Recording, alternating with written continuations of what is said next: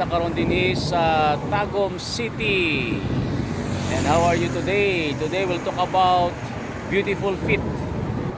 Ang mga mainindot nga tiil. Sa Biblia na gitawag nga mainindot nga tiil, mao ni ang mga magsangsangyaw sa mayong balita. Ang mayong balita nga si Jesus muluwas.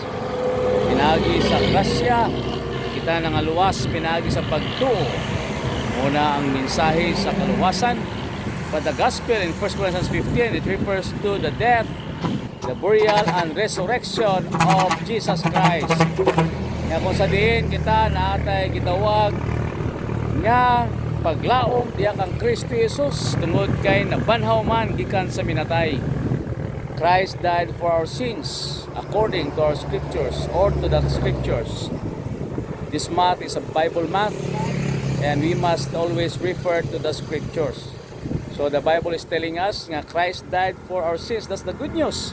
Kaya kung si Jesus wala namatay sa atong mga kasalanan, wala tagitubos, we will die in our sins.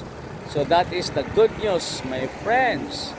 So, ingon sa Romans 10:14, beautiful are the feet of those who bring this good news. How could they believe if they don't hear? Wala nila na paminawan here sa gospel. So, importante di ay ang gitawag message bearers or the messengers. Paano lang tuuhan ang wala nilang dunggan? O paano sila makadungog kung walay mangwawali? So, ang mga nagawali di ay mo ng mga mainindot nga tiil. So, kamusta naman? When was the last time that we shared the gospel? Pero sa batong last time nga nag-share diya sa gitawag na mayong balita nga si Jesus muluwas.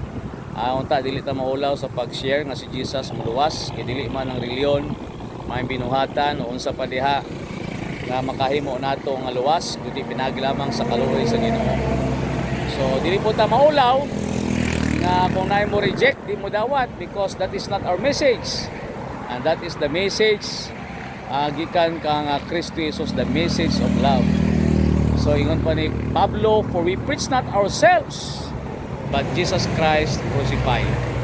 So wala man tay seed dinhi. Wala man ta na-create sang seed. Mao lamang ang gitawag natong seed ng Word of God.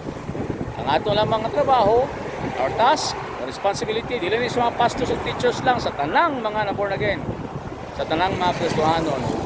Atong gitawag nga responsibility or task is to share that great salvation atong na-received ng Jesus Christ. So kung naging anak na sa Diyos, John 1:12, sa dagang midawat kaniya, gitagaan niya, katungod maging anak sa Ginoo, it is our joy to share the message of salvation. Our world is getting worse and worse, pero na changes, ang maka-change na yun na, mao ang gospel, ang change of heart, para mag-change po ng perspective.